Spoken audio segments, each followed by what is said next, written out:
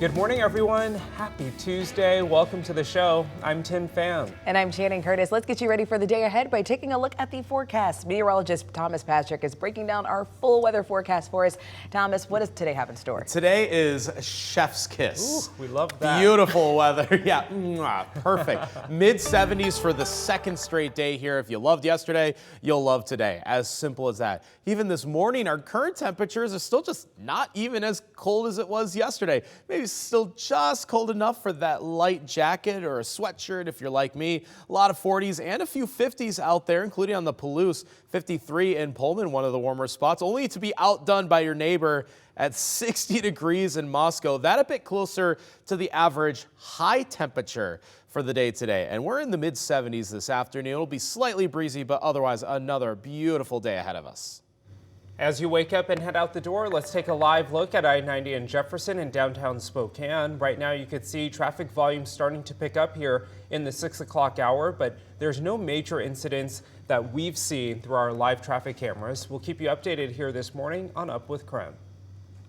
Well, a heads up for drivers who use northbound US 195 between Spangle and Spokane. Starting this morning, the right lane will be closed at East Paradise Road so that crews there can repair the sensors at the weigh-in motion site. They'll then move on to work on the left lane. So this work will start at 6:30 this morning in just about 30 minutes and is expected to be done by 4:30 this afternoon. The countdown for this year's election is quickly approaching, and here in Spokane, a few important dates are coming up as well. So KREM 2's Brandon T. Jones joining us live right now at a ballot drop-off location in Spokane County. Brandon, what do voters need to know? Good morning, Tim. Good morning, Channing. Well, for starters, they need to know that ballots will start being mailed out this week, tomorrow, Wednesday, October 9th through the 11th. Those are the dates you need to remember, and need to go ahead and check those mailbox as well because they will be in here by the end of this week. So I got a couple other important dates for you as well for registration deadlines. The first one is going to be Monday, October 28th. That'll be the deadline to receive new registrations and voter updates online and by mail. Tuesday, November 5th, that's the actual election date this year, but here in Washington, you'll have until 8 p.m. for in-person registration the day of the vote. Moving on, ballot drop box locations are available starting October 11th and will officially close exactly at 8 p.m. on election day. Mailed-in ballots must be postmarked by election day, November 5th, 2024. And if you need a sample ballot or just want to review the candidates and different measures for this year's election, that can be found on the Spokane County Elections website. So again, we'll have all of that information available on our website as well and across all KREM 2 platforms. But for now, reporting live here in Spokane, Brandon T. Jones, KREM 2 News.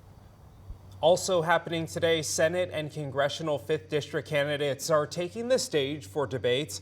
The event is hosted by the Spokesman Review at Gonzaga. Maria Canwell and Dr. Raul Garcia will be arguing their case for the Senate seat. And competitors for the 5th District congressional seat, Michael Baumgartner and Carmilla Conroy, will also be taking the stage.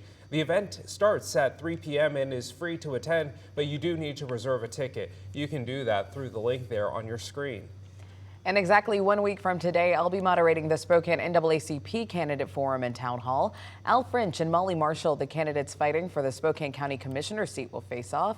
Then U.S. Representative candidate for the 5th Congressional District, Carmilla Conroy, and Washington State Legislative 3rd District candidate, Natasha Hill, will participate in a town hall discussion. The event at the Spokane Central Library begins at 6 p.m. And then later this month, KREM 2 is hosting a 5th District congressional debate with the two candidates. Carmilla Conroy and Michael Baumgartner will be here in the KREM 2 studio on Wednesday, October 30th.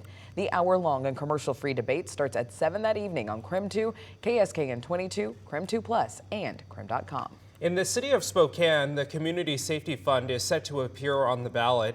If passed this November, Spokane Mayor Lisa Brown says the new tax would cost the average Spokane resident around $1 for every $1,000 they spend. Necessities like food and prescription drugs would be exempt. During last night's meeting, the Spokane City Council President Betsy Wilkerson says she trusts police and fire departments to use the money equitably. The council also set an expiration date of December 31st, 2035 for the ordinance. If passed next month, the tax would start on April 1st. And with the presidential election now less than a month away, the candidates are ramping up their appearances. Of course, we're talking about in the presidential race. So as Natalie Brand reports, Vice President Harris appeared on 60 Minutes after both candidates held events to commemorate the Hamas attack on Israel 1 year ago.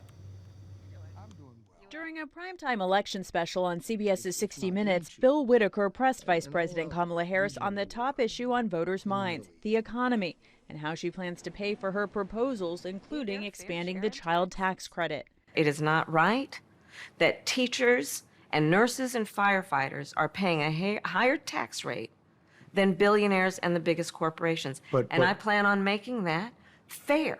She was also asked about U.S.-Israeli relations, 1 year since the Hamas terror attacks on Israel. The widening year-long conflict in the Middle East will be inherited by the next president. The work that we do diplomatically with the leadership of Israel is an ongoing pursuit around making clear our principles. The race for the White House took a somber tone Monday, with each candidate marking October 7th. Vice President Harris planted a pomegranate tree at her Washington residence to symbolize hope. Former President Donald Trump visited with members of the Orthodox Jewish community in New York, then spoke at a remembrance event at his golf club in Doral, Florida. The October 7th attack would never have happened if I was president. The past few years have proven that weakness only begets violence and war. What is needed more than ever is a return of unwavering American leadership and unquestioned American strength. Trump initially agreed to be interviewed by 60 Minutes, but last week his campaign told CBS News it decided not to participate. CBS says the original 60 Minutes invitation to Trump still stands. Natalie Brand, CBS News, Washington. It is 6:07. We'll take another look at our weather forecast. We're again just going to be beautiful today with our high temperatures in the mid-70s. And while we do get a cold front tonight, and it will knock those temperatures back a little bit for tomorrow, do note this, that we'll have a lot of days in the 70s still yet to come here. So that cold front is over western Washington, and even the rain looks super light at most, and I don't even think any of that will arrive for the inland northwest. So not tracking any rain, but just a slight cool down for the rest of the week. Your 7-day forecast is coming up in less than 10 minutes.